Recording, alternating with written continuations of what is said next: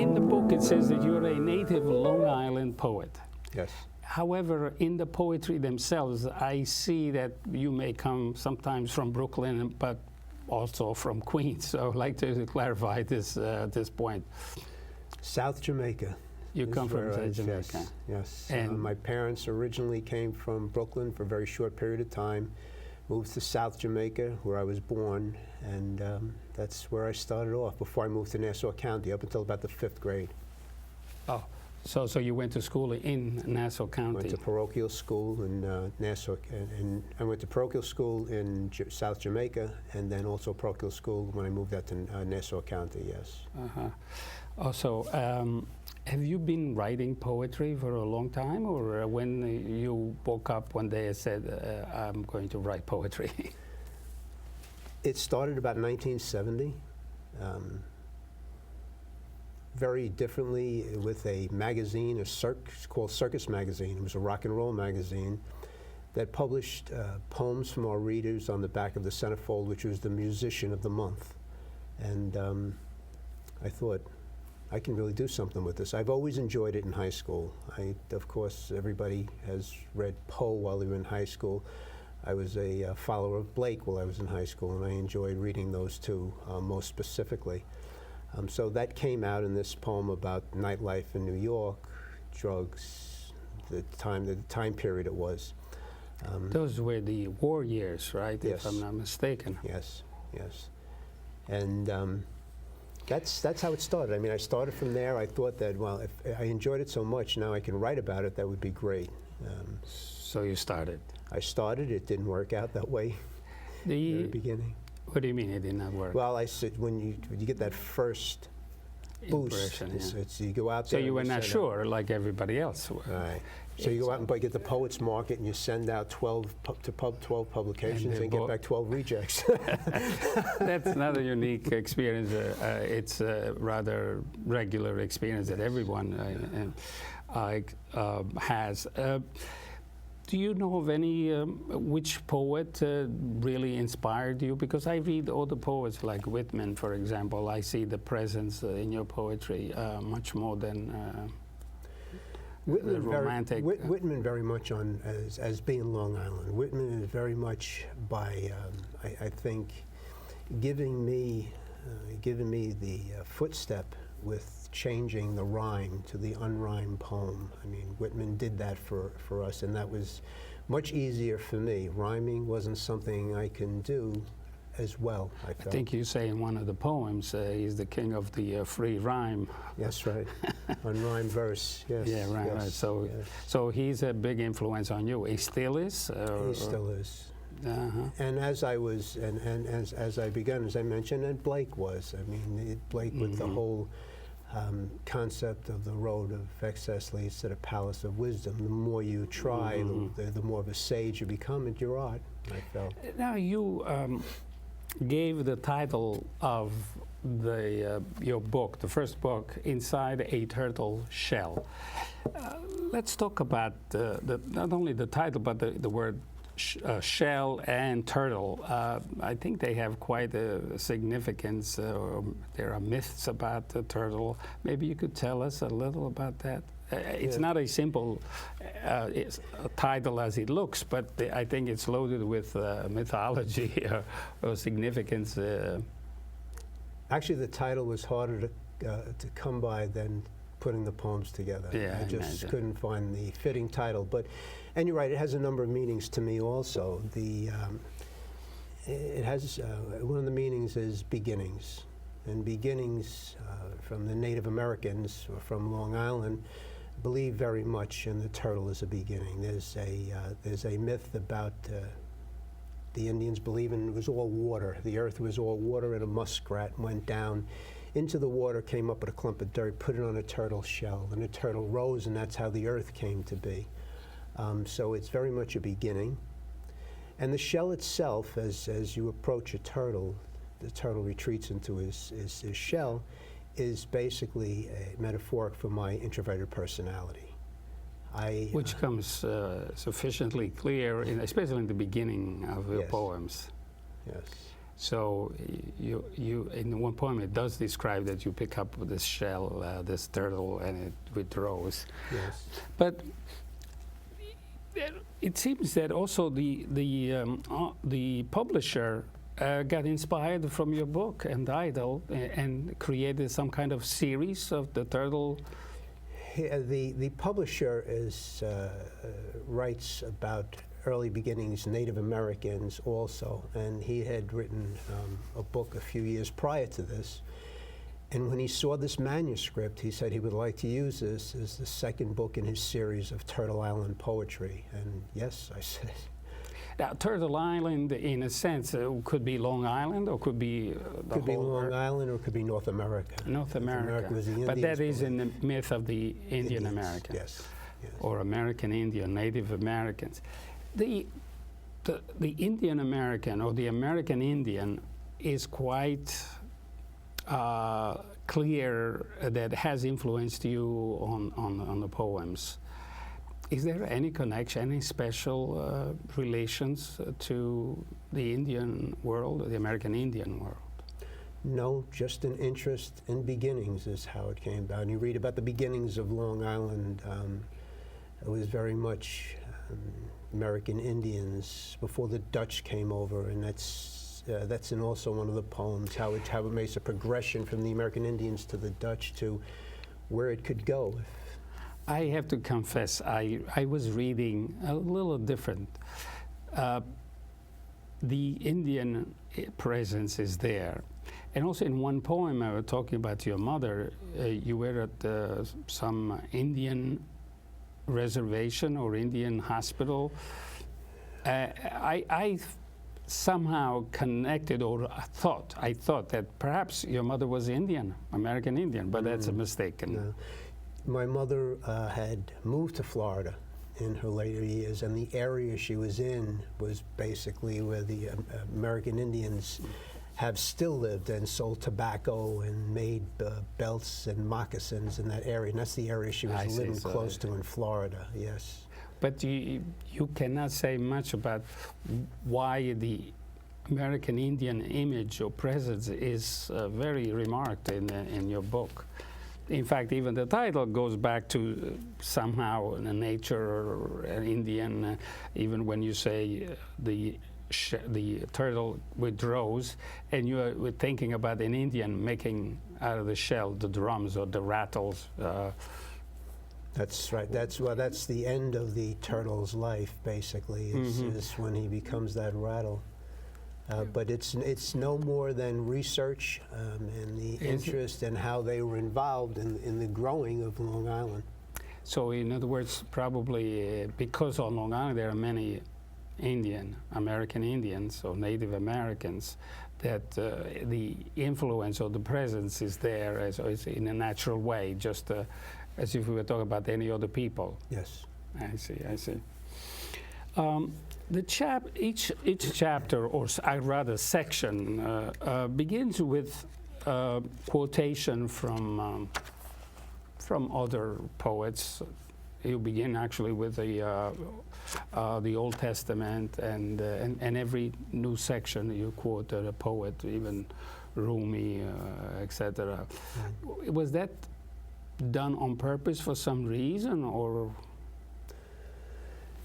Yes, it was somewhat intentional. What I've been told in hearing from other poets and creating their books is that it should basically try to capture one subject, and there wasn't a way that I felt that I wanted to capture one subject with this book. I wanted to be more widespread. If it was a smaller chapbook, then I would say let's approach it as a subject and it would be different.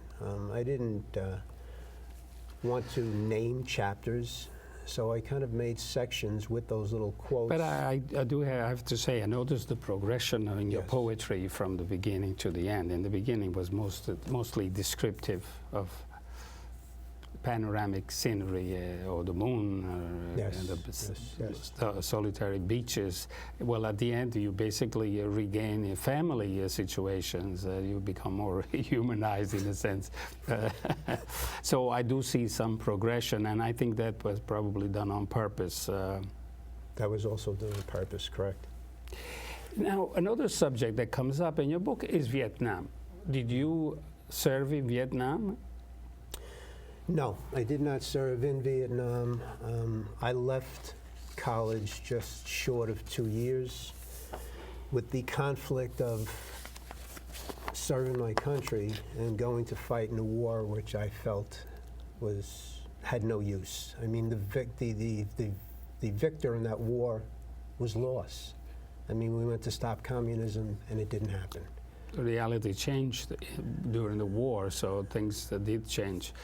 I was due to go to the army myself, but due to some family situations, it was postponed. But you were in the army. You did go in the Navy. In the Navy, yes. And you never reached or approached Vietnam at all, right? No. I see. Yeah. But there's one poem that struck me. Shell shot. Yes. That it's so intimate and so personal that I felt that you probably were in Vietnam and now, but of course that it's the experience of war, where you go to war, when you come back there are certain elements, certain things that happen in life, and it calls you back immediately to the situation, war situation, death, etc. That's also, I think in Shell Shot, and you read in Two for Michael, which was a close friend of mine who didn't come back, that whole era, what it did was take every part of you, everybody you've known, all your friends were somewhere. If they weren't in Vietnam, they were in the Army, they were in the Navy, they were in Korea at the time, there was still forces there. And when they came back, what you experience is what I wrote in Shell Shot, and the fear that my grandchildren would come to that at some point. Later on, I'll ask you to read some of the poems. The way I see it, your book is basically a American mainstream poet. If I were to describe you, does he belong to this or the other ethnic? I would say you're an American mainstream poet. Yet, once in a while, the image of the Italian American comes out. It seems that you cannot avoid, maybe you're even unconsciously, or sometimes the situation brings forth that element. Is it strong, the idea of being an Italian American, or how? It's very much strong. I mean, it hasn't come out much in the writing in a direct sense, but in descriptions or in references, you'll find it. And those references are purposeful because I think that's the passion. And Italian people are passionate. You'll see a whole section in the book about family. If you ask any Italian, what's the most important thing in the world to them, it's family. So you read about father, wife, mother in the book. Not directly Italian, but the references are there. Yeah, the references are there. But tell me, as you were being informed, probably there were not available any Italian-American writers. Have you met or known any or read any Italian-American writers? I've read some. I've read a bit Pasolini. Oh, that's Italian. Yes. Certainly not met him, but I've read his, and basically his poetry has strong reference to Italians. If he's writing about a town, there's a commune or a town that's there. If he's writing, even if he's writing about nature, he'll bring it back to the canals. So he was very specific to it. But Italian-American writers, there is such a thing. you may not fall into it because probably your background brought you in front American or English writers, which I think it's proper and it's acceptable, even acceptable. It's the mainstream. Every ethnic writer hopes or dreams of becoming American mainstream rather than being left at the margin as they are. But basically you have not been influenced or read much Italian American writer. No. No. I think the connection I've had to the Long Island sector has been people in the group who you've met at readings or at workshops, and it's mostly been American writers, yes. American or Italian American? Americans. American, right.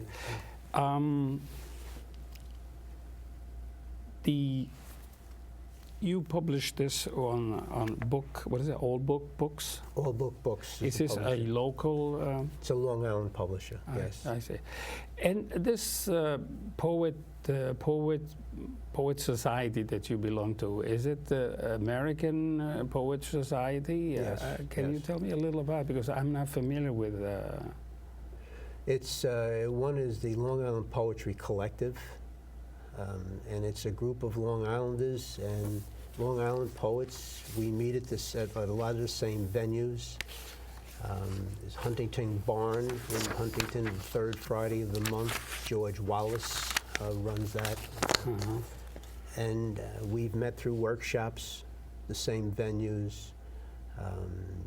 George Wallace will It's publish quite active, a book. quite an active... It's very active, I yes, see, I see. yes. If you don't mind, I would like to ask you to read a few poems to give an idea of your work. Very good, yes. Why don't we begin with, let's see, something that's about poetry, inspiration, or even the importance of poet. For example, I have the fifth floor, page 39. You want to say a couple of words on this, or? Fifth Floor is a very interesting poem and seems to attract everybody's attention. They really enjoy it, and it was an experience. It was an experience for me being there, but it's an experience that the poetry is about the experience here, and it references the poets that I have read, and I bring them into the poem as it is written. So I'll read the fifth floor. When she mentioned room 504, I looked over at her. Do you remember me? She whispers, no. I was there, 1968. And there was this girl who sneaked over to the men's side at night and left her number under my pillow. She had strawberry blonde hair and freckles, just like you. I was the guy who helped Catatonic Petey cut his dinner pork from the bone. I was the guy who protected the screaming Vietnam vet from the callous orderly. I was the one whose mother bought red silk Asian pajamas because I had none, and meatballs on Sunday. I was the guy. She interrupts. Sorry, but I don't remember. The only memory I have of the fifth floor was the poet who would read to me Blake's Tiger, Tiger, Burning Bright, and Stevens on the road home. So this is about poets. What people remember, basically, not even any relationship have with people, for example, the girl. But she remembers that there was a poet, and he was really a poet. So he was inspired by... yes. So I think that was really a lovely poem. Would I like to go now to Lake Squalls, which has to do with Lake Squall, page 39? 41. Okay.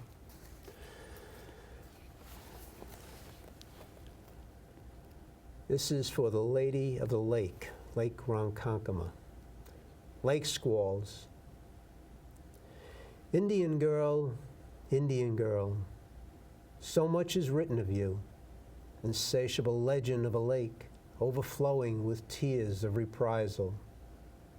Two black eyes hide the red rage as you move among the dead, crossing the silver path into the quiet spill of moonlight. I stand, lakeside, barefoot on wet leaves, not to lament, but to challenge what so many fear, that thirst of the deep.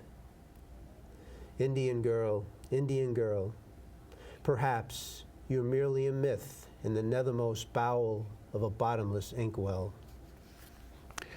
Of course, this poem is related to other poems about the Indian girls. In fact, you won a prize at the Ronkonkoma Yes. Society because of one of the poem. Like we are now going to talk about that poem because it's a somewhat longish, and it's titled "Inside a Turtle Shell," right?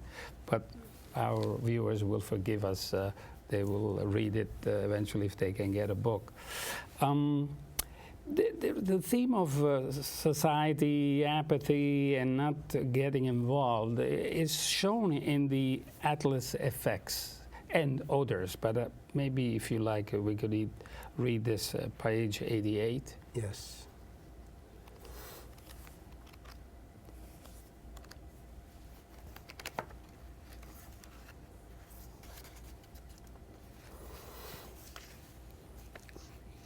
The Atlas effect.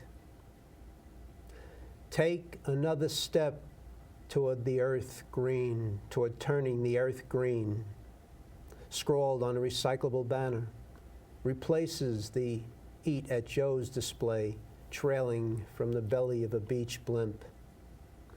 In the meantime, half-stripped worshippers of Helios budge slightly, share in fundamental self-indulgent conversation, dismissing the messages as mere sunblockers. No worry over global warming, no worry over a greenhouse effect.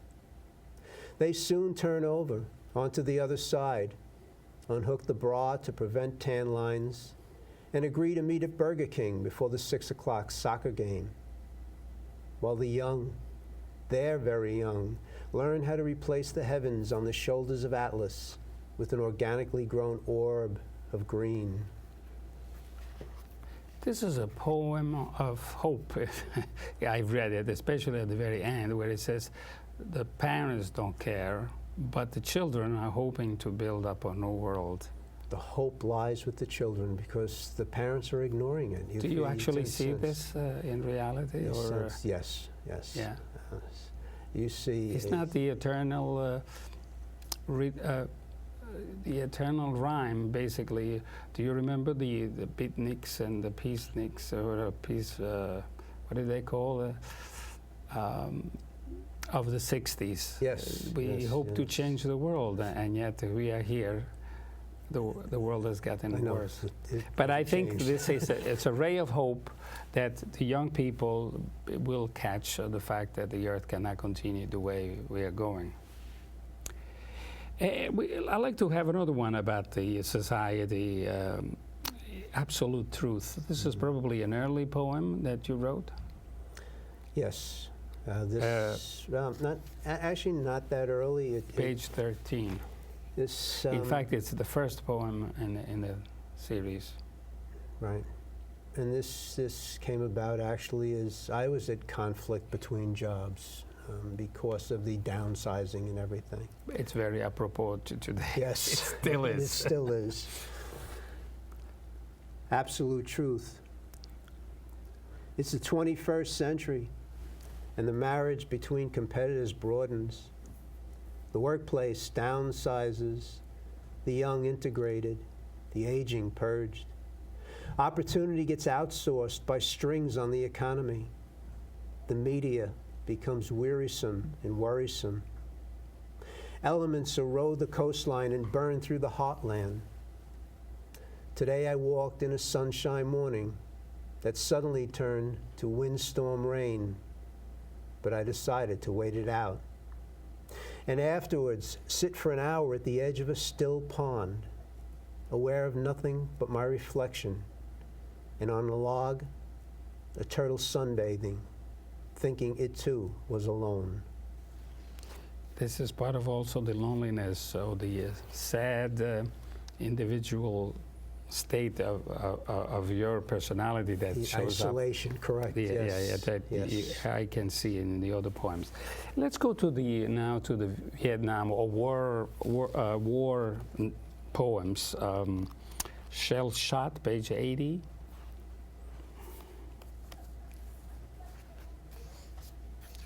I thought that this was very personal and intimate. It was, and many people take this as personal as me being there, but it was basically how the impact of that war on everybody that I knew, the friends that I was growing up with coming back, and the condition that they were coming back in, if they were coming back at all. Yep. Shell shot. Bullet-like sounds still make me jump, even from the 11 o'clock news. It's a fear I can't escape, to laugh. Those memories of veterans screaming from timeless chambers, the deer hunter, the dust garden, nightmares of 4 grandsons, body bags piled in battlefields, while toys remain scattered in dusty playrooms that make my fingers tremble, paging the daily tabloids that ignite fireworks at every foreign sound. Okay, basically we have very little time, so we have to skip some of the points Okay. that I would have loved you Very to hear from you. But let's go back to the family and to the elements that show up in your poetry every once in a while about being Italian American. Okay. And our program being Italian American, I think the viewers may enjoy this poem. Page 74, The Wind at the End of the Day. And this is my family roots coming over from Italy through Ellis Island. So it's an image of the immigrant. Yes, yes. The wind at the end of the day. It was the wind at the end of the day, rocking crowded ships at sea, steaming from Naples and Abruzzi to Ellis Island in the New World, where family names were countries, anglicized, avoiding assimilation, where immigrants apprehensive of sardine-packed sanctuaries were quarantined by smallpox, processed and purged to toil in dust clouds of dreams. I was too young to remember these stories. Frog-throated voices of men speaking olive-toned language, handshakes, kisses, hugs, passionate men, even in America. Icemen, bakers, bricklayers. Grandfather was a factory worker, laboring to shape a living in New York City's ghettos, every day but Sunday. I remember Sundays, day of rest, church, breakfast, chasing chickens through the garden while garlic splashes and sizzles in hot oil.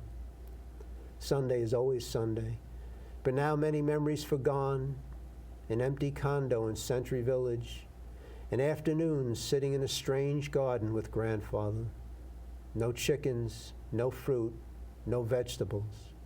The wind bending the pine trees. E il vento al confine del giorno.